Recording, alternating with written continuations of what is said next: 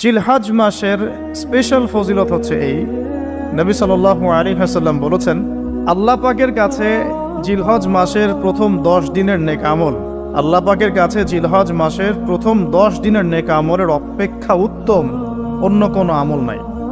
সাহাবীরা প্রশ্ন করলেন যে ওয়ালাল জিহাদু ফি সাবিলিল্লাহ ইয়া রাসূলুল্লাহ, আল্লাহর রাস্তায় জিহাদও কি নয়? নবী সাল্লাল্লাহু আলাইহি ওয়াসাল্লাম বলছেন ওয়ালাল জিহাদু ফি সাবিলিল্লাহ, এমন কি আল্লাহর পথে জিহাদও নয়।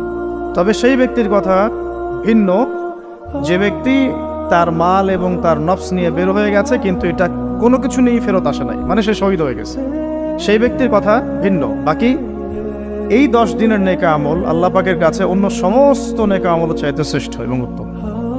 আল্লাহ পাক সূরা ফজরের মধ্যে এই 10 দিনের কথা বলেছেন, ওয়াল ফজরি মানে প্রভাতের কসম বা ফজরের কসম, ওয়া লায়ালিন আশর এবং 10 রাতের কসম। এই ওয়া লায়ালিন আশর